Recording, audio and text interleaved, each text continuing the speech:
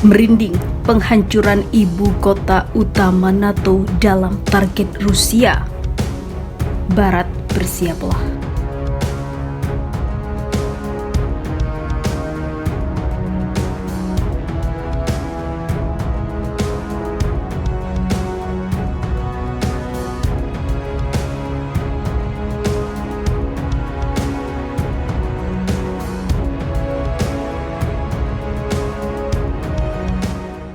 Seorang pembawa acara TV Rusia yang terkenal baru-baru ini melaporkan jika penghancuran Kiev serta 2 ibu kota NATO akan segera dilakukan oleh Rusia. Dia juga mengatakannya saat melakukan siaran baru-baru ini di saluran televisi Rusia 1 yang dikelola negara. Komentar dari Vladimir Solovyov, seorang propagandis Kremlin dan kehadiran populer di televisi dan radio Rusia, muncul ketika Sekretaris Jenderal NATO Jens Stoltenberg melakukan kunjungan mendadak ke Kiev pada hari Kamis untuk bertemu dengan Presiden Ukraina Volodymyr Zelensky. Setelah pembicaraan, Stoltenberg mengatakan kepada wartawan bahwa Ukraina pada akhirnya akan bergabung dengan aliansi tersebut. Ia menambahkan bahwa dirinya harus memiliki pencegahan untuk mencegah serangan baru.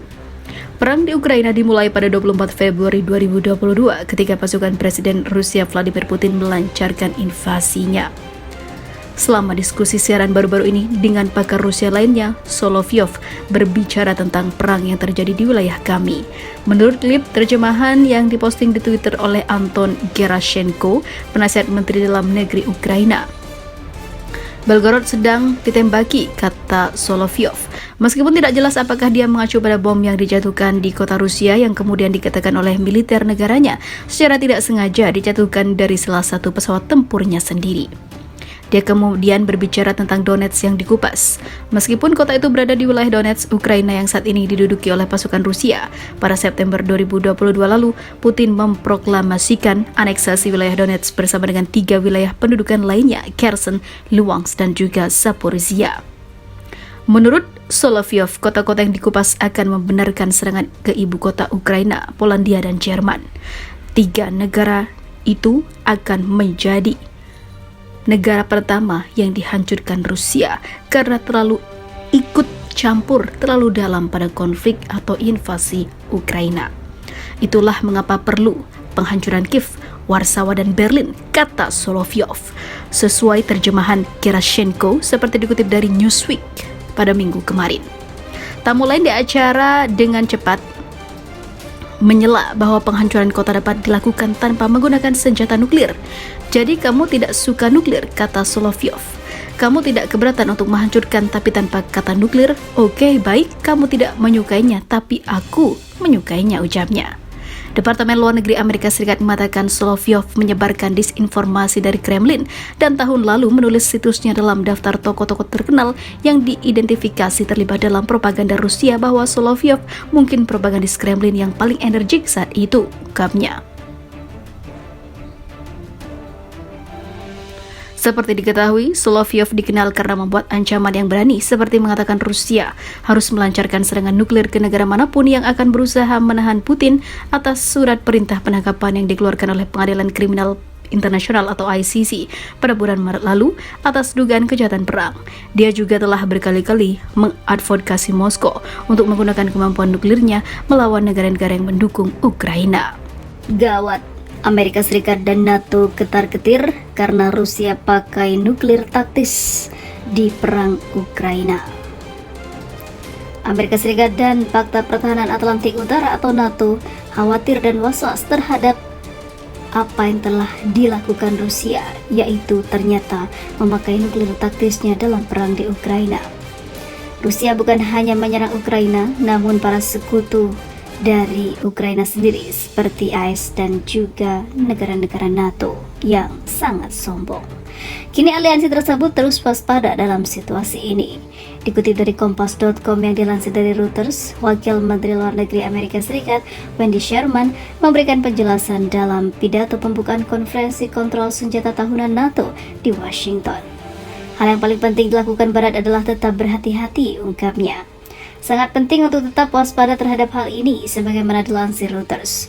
Wendy Sherman mengakui pihaknya telah menyaksikan bahwa Presiden Putin menggunakan senjata nuklir taktis non-strategis.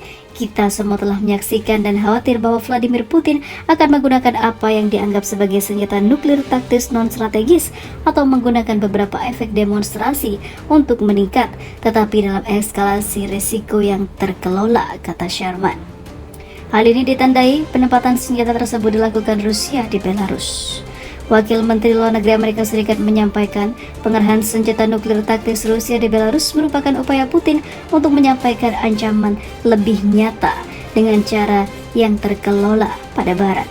Ia menuturkan Amerika Serikat akan terus mengerahkan operasi intelijen, bahkan Washington akan berbagi informasi rahasia dengan 30 anggota NATO lainnya. Diketahui senjata nuklir taktis mengacu pada senjata yang dipergunakan mencapai keuntungan tertentu di medan perang. Dengan kata lain, senjata itu bukan untuk melenyapkan kota. Senada dengan Amerika Serikat, Sekretaris Jenderal NATO Jens Stoltenberg turut mengkritik pengerahan senjata nuklir taktis Rusia. Sekjen menerangkan rencana Putin merupakan bagian dari pola retorika nuklir yang berbahaya dan tidak bertanggung jawab selama bertahun-tahun. Namun kini Rusia selalu menutup telinga atas apa yang dikatakan Barat dan juga Amerika. Kementerian Pertahanan Inggris dalam pengarahan intelijen hariannya mengatakan bahwa pasukan Ukraina telah dipaksa untuk mundur teratur dari wilayah yang mereka kuasai di Bakhmut dan kini wilayah tersebut jadi milik Rusia. Dalam 2 hari terakhir telah terjadi pengeboman artileri yang intens dari pasukan Rusia di kota yang sangat diperebutkan itu. Rusia telah menghidupkan kembali serangannya di kota Bakhmut di wilayah Donetsk karena pasukan Kementerian Rusia dan juga kelompok Wagner telah meningkatkan kerjasama, tulis Kementerian Pertahanan Inggris dalam postingan di Twitter. Kini kehebatan Rusia makin meningkat dan harus membuat Ukraina kalah telak. Pertahanan Ukraina masih menguasai distrik barat kota tepi dalam 48 jam, namun kini telah direbut sepenuhnya oleh Rusia. Menurut kementerian itu, kelompok penyerang dari Rusia terus melakukan gerak maju utama melalui pusat kota, sementara pasukan lintas udara Rusia telah membebaskan beberapa unit yang mengamankan sisi utara dan selatan operasi tersebut.